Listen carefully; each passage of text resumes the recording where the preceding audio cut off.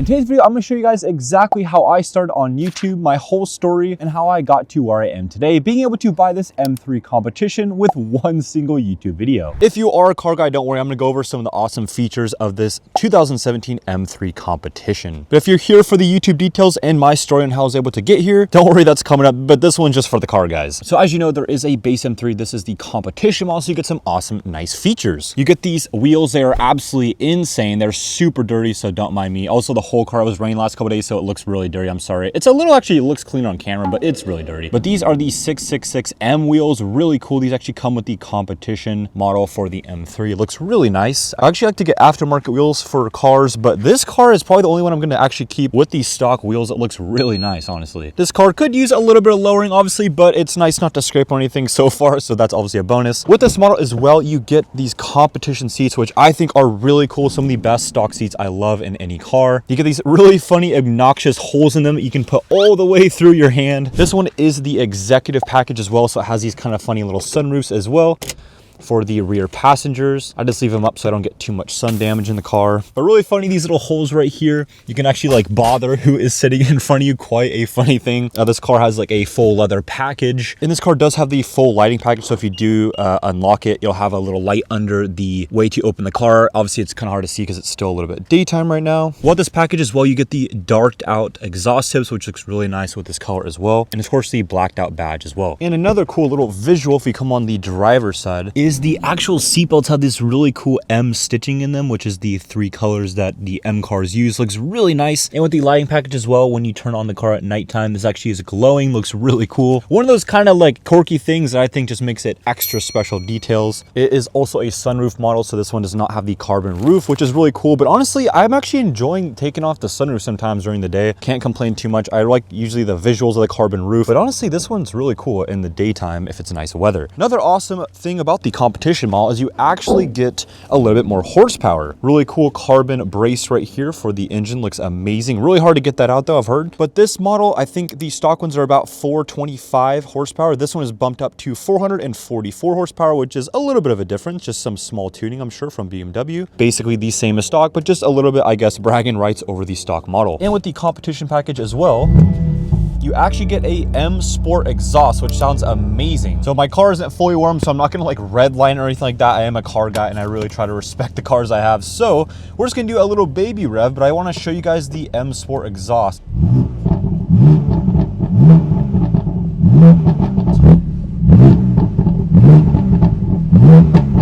Aside from the visual changes and of course the horsepower, it has some other handling and suspension changes that are pretty unique. It has adaptive M suspension, which uses stiffer springs, different dampers, and stiffer anti-roll bars. New differential tuning, that's active M differential dynamic stability control. It basically reprograms this in the competition model and handles the extra power and provides extra traction out of the corners. And the steering ratio is slightly tweaked for more direct feedback. So very cool car overall, very fortunate to be able to own something like this. But now let's get into why you guys are here. Let's talk about some YouTube stuff, my favorite. Real quick before we go on to my story on how I was able to get from 0 to 1 million subscribers on my main channel, I'm gonna go ahead and show you guys the video that actually got me that M3 just from one single video, which is insane. So if we refresh the page just to prove to you guys, it's this video right here. I posted this over 5 years ago, almost 6 years ago at this point, and here's the analytics if we go to those. So here is the views. Obviously, you refresh the page, 26.9 million views, which is insane. 2.2 million hours of watch time. 183,000 subscribers getting from a single video, which is absolutely insane. And lastly, the estimated revenue right there. If we go ahead and click on that and refresh the page,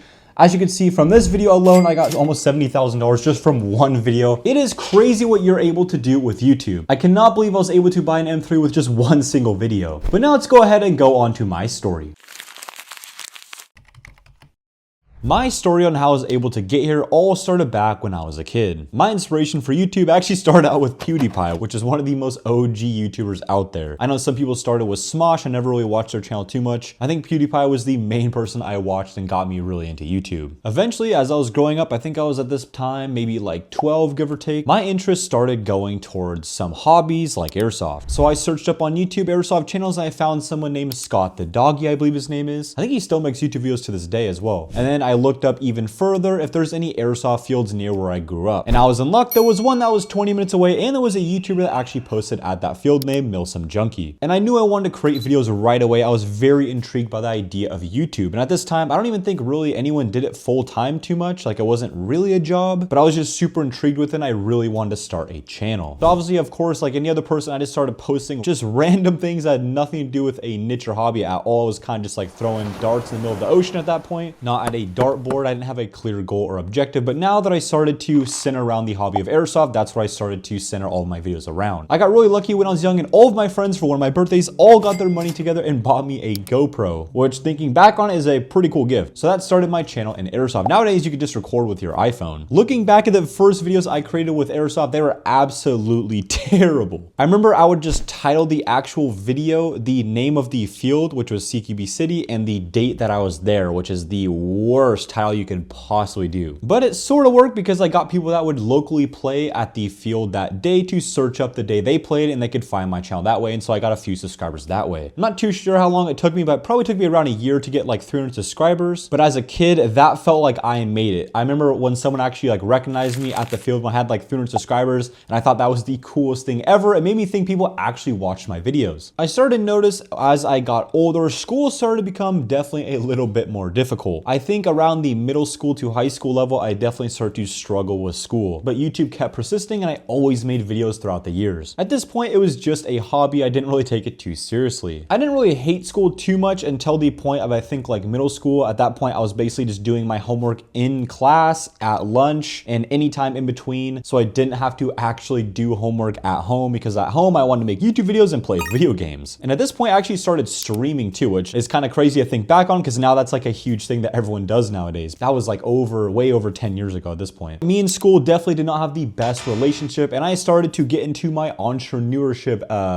era, let's say. I started mowing neighbors' grass, doing random chores, selling bracelets that I like put together and built on the side of the street for some reason at one point. And of course, just randomly buying things on the internet and trying to flip them and refix them and all that stuff. Just anything that I could do to make money at this point. And especially as I got into high school, my love for school definitely did not get any better. I started to find a little bit more purpose in playing sports outside of just traditional classes as those got harder and harder. I always did all my homework and tried as hard as I could, and I always kind of had a decent GPA, but the testing was where it was really difficult and I could never get good test scores. At this time, I was a junior in high school, about 16 or 17, I believe, and I started to take YouTube really seriously, not just as a hobby at this point. I really wanted to give it my all to see if I can make it work before college, because if I blew up and made the channel work before college, maybe I could convince my parents I didn't have to go to college. So I started to become a student of YouTube and not just watch it as a hobby. I was starting to get really analytical about all the videos I watched and started to study channels and how they actually made it. And at this point, I actually started to stage thumbnails and actually try to get different title ideas and make everything as best as it possibly could be. So hopefully my videos would get more traction and views. And I was right. At this point, it did pay off. I think I had one video that got, I think, 10,000 views, which is pretty cool. I even that year remember getting a post-it note and writing a goal of trying to hit 100,000 subscribers that year. And let me tell you, I did not get anywhere close to that goal whatsoever. But I sure as hell worked like I was trying to get to that amount of subscribers. So it really pushed me to grow and learn really quickly. I think that year, I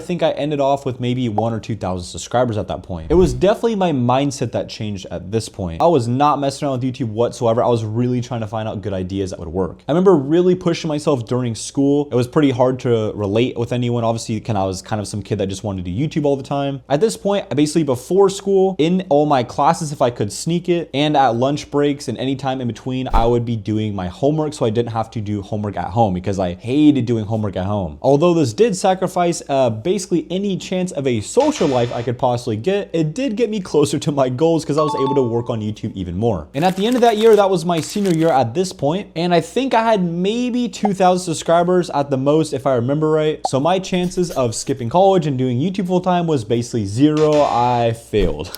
I failed my first big goal of trying to do YouTube full time, so I didn't have to go to college. Definitely didn't get that one, but I guess college was the next best thing. And of course, according to society, that's what we should all be doing, right? But that does not mean I gave up on YouTube. But at this point, I was still scheming on how to get out of college and drop out as soon as I could. So I had to figure out ways to keep going on YouTube while I was in college. I was so serious about this. I remember even the first day we were all touring the campus to find out where our classes were. I remember telling my friend that I met in college that I'm gonna drop out as soon as I possibly can. And he was a little shocked, to say the least. It was pretty clear that I was the only one in that group that did not want to be there. He definitely thought I was a little crazy. I kept my habit of trying to finish homework as fast as possible. I would usually take like 2 or 3 days out of the week to just fully grind it for, I don't even know how many hours that day, from right when I woke up to when I ended. Probably like 15-hour days, like back to back to back, to try to finish all my schoolwork in like 3 days, so I had the rest of the week to work on YouTube. I remember freshman year, there was 3 of us in a tiny little room we had to share, and I remember I was always working super late on my computer, and one of my roommates actually asked me what I was doing one day. And after panicking because I didn't really want anyone to know about my YouTube channel because I thought I would just be embarrassing for some reason, I have no idea why. So I told him I was doing editing on something else, which kind of wasn't a lie at first, because before college I actually started a real estate videography business, and I was finishing up that editing while I was in college, but quickly after that I finished that and started doing YouTube full time. So I guess I kind of wasn't lying, but then of course eventually I was doing YouTube only editing, and I think at that point I was just telling him I was editing videos, and he just assumed they were the real estate videos and not anything else. He didn't really question anything, which was pretty great for me because I did not want anyone to know about this channel for some reason. And besides that real estate videography company, actually throughout college I tried a whole bunch of different businesses, basically any way to make money that wasn't through school. So like Amazon FBA, I think one point, drop shipping, day trading, all that crazy stuff. And of course all those things did fail, or I just stopped researching them and didn't think it was worth it, or I had the resources to do that. But the one thing that did keep up with me was YouTube. At this point I was basically treating it as a full-time job. I remember throughout the week was my time to be editing videos, on the weekends was time to record videos, because I did make videos on airsoft, which is kind of not the most ideal thing to do because you definitely cannot record airsoft videos out of college. And I remember getting up all the weekends at like 6 or 7 a.m. trying not to wake up my roommates, getting on some super like weird clothes for airsoft, and sneaking out of the dorm room to get into my little white Nissan that I had with all my airsoft stuff in it. I remember I used to actually take like a towel and covering up all the gear and stuff like this I had in my car because it was just like super messy and like crazy, kind of like suspicious looking out of college too. But I definitely had to just cover up everything, so it was definitely a mess in there, but I still made it work. But after stuffing all of my gear and myself into this tiny white Nissan that barely even fit and everything, I drove about 3 hours on average, sometimes way more, to get to some airsoft fields just to play every weekend and get footage. And let me tell you, this was a grind. It was definitely a hard time. But after some time, it started to pay off. I got my first viral video. This video was funny. Some kid actually wanted to use one of the airsoft guns I was playing with, so I gave it to him, and I think that was like, you know, like cute for the internet or something like this. And even his dad told me like not to let him use it because it was an expensive gun. I was borrowing it from one of my friends, but I guess the internet liked the idea of me giving a little tiny kid a super expensive airsoft gun to use, and he was super nice. And I think also people thought it was like my kid, for example, too, which definitely added to the fun lore of the video. And I got really lucky, and that video did blow up and got me over 10,000 subscribers. And at this point, I think that video sits well above 1 million views. I was on top of the world at this point. It finally felt like everything I was doing was paying off a little bit. I remember like there was this 24-hour studying session in the library I was actually like working on this video at, and I remember it was like 4 or 5 in the morning. I might have even pulled the all-nighter that night, I'm not too sure, but I remember being so doubtful about this video. I tried to like make some memes in it and kind of make it more like funny editing, and I remember editing it, so I was like, no one's gonna watch this video, this is the stupidest thing ever, like why am I even making this, why am I like wasting my life on this? This is like, it's like 5 in the morning at this point, I'm just like so tired. But the video actually did pay off, and I was definitely wrong, people enjoyed it, and that definitely helped me get some success at first. But like how things are on YouTube, I got immediately humbled. The next few videos I posted didn't get anywhere close to those views, but it definitely taught me consistency, and getting better each video definitely leads to some success. Now we're moving into my second year of college, and trust me, I was still full force on YouTube, grinding as much as I possibly could on it. I remember halfway through my sophomore year of college, I actually hit 50,000 subscribers, and this was without any of my roommates or friends knowing whatsoever. It was pretty funny. I felt like I knew some secret that nobody else knew. I don't know why I still didn't tell anyone. I just was maybe a little still embarrassed for some reason, or I just thought if I like told people it would jinx it. I have no idea what my mindset was. That's just what I chose to do. But at this point, the business side of things actually started to pick up. I signed my first sponsorship deal, which I think, if I don't remember wrong, it was $650 a month. And I think every video I had to shout them out, and plus some other little extras I don't even remember. But that definitely helped me become a little bit more stable. And at this point, I was actually designing and making my own little like 3D Velcro patches that people could put on their gear. So getting those made and actually like shipping them out to people was a pretty fun little side business as well. But at this point, I think I was maybe making a couple $1,000s a month, maybe not even that, but I saw some potential to scale it, and definitely a little bit of optimism in the business actually working. At this point, I think I even failed my first class. And by the way, I always tried all my college classes as much as I could, obviously. I didn't like totally like half-ass or anything like this, but I just was really bad at school. So at this this point, I dropped out and never looked back. I remember giving my parents like the talk about me like wanting to drop out of college. It was a very hard conversation, but somehow during this conversation, I convinced them about my diabolical plan and how I was not going to destroy my whole future doing this YouTube thing. But they were definitely a little bit hesitant and a little scared. To be honest, that was very fair. Thinking back, dropping out of 50,000 subscribers was definitely a little ballsy. And that's me knowing about YouTube. They barely didn't know anything about it whatsoever. It was kind of actually insane to drop out of college. I think I had to like fill out some papers and like turn it into some office. It was kind of like an official thing. It was kind of funny. But I remember doing it and feeling like super at peace, so I knew it was the right decision for me. But trust me, thinking back on that decision now, definitely a little crazy. Even all the YouTube knowledge I have now, still thinking back on that decision, it was very, very, very ballsy. I don't even think I would recommend someone else to do with the same path I did. I definitely was super risk on at that point. But I did know one thing about that decision I made was I would stop at nothing to make this work. And that's what gave me the confidence to actually leave. But the first couple years were definitely a little humbling. I had to move in back with my mom at this point in a literal shed outside of her house. And I definitely worked some insane hours. But at least I was actually working on something I love. And actually thinking back on it, those crazy work hours in that shed actually were some of my favorite. I think I was posting like 3 videos a week, going to play airsoft like multiple times a week, trying every type of video format possible. It was just such a chaotic and crazy time, but I guess I made it work. And I still worked like crazy the next 5 years, and now at this point, I am sitting well over 1 million subscribers on my main channel. And it's been my full-time job ever since. The point of this story is just to be a little bit more transparent in who I am and where I came from making my first channel, as I'm obviously giving you guys advice about your channel. So it's only fair that I give you guys my story about how I got started and how I made it on YouTube as well. Hopefully this inspires some of you to follow your dreams, but also I'm trying to get the point across to you guys that I'm no different than you. I'm just someone that loved YouTube from a very young age, and I just never gave up on it. I literally failed some classes in college, and the only reason I actually got into college was a special consideration program for my dyslexia. So now it kind of starts to add up why I hated school so much. But all I did was try my best, always showed up, stayed consistent, and worked as hard as I possibly could. And obviously people blow up way faster than I did. Mine was definitely the slow route and the hard route for this type of thing. But the most important thing I could say to you guys is you got to put in the work and just keep being consistent. So although the marketing with this video was showing off the car I just got, materialistic objects are not the goal for YouTube. The main part of the job I love is obviously I get to do a business that I love and be my own boss and basically work on what I want to do every day. My main goal actually with my main channel, the Airsoft one, was to actually hit 1 million subscribers. But now that I've actually hit that, I actually went through a little bit of a weird time to actually find a new goal that fulfilled my life again. And that's where this channel comes in. I've always wanted to educate and teach other people about YouTube and hopefully make as many people possible able to go part-time to full-time with YouTube. That's my new goal now with this channel. But YouTube and entrepreneurship are definitely not made of sunshine and rainbows. It will humble you more than you think, and you'll definitely have to work some crazy hours in the beginning. But it's definitely worth the challenge. It's a beautiful job and career. For everyone wanting to start YouTube and make it their full-time job, I know you could do it. And remember this, you are the only thing that stands in the way of you and fulfilling your own dreams. I hope you guys enjoyed my story. If you guys do want to see another video, there's a personally recommended one just for you that YouTube thinks you'd enjoy from this channel. And without further ado, I'll see you guys in the next one.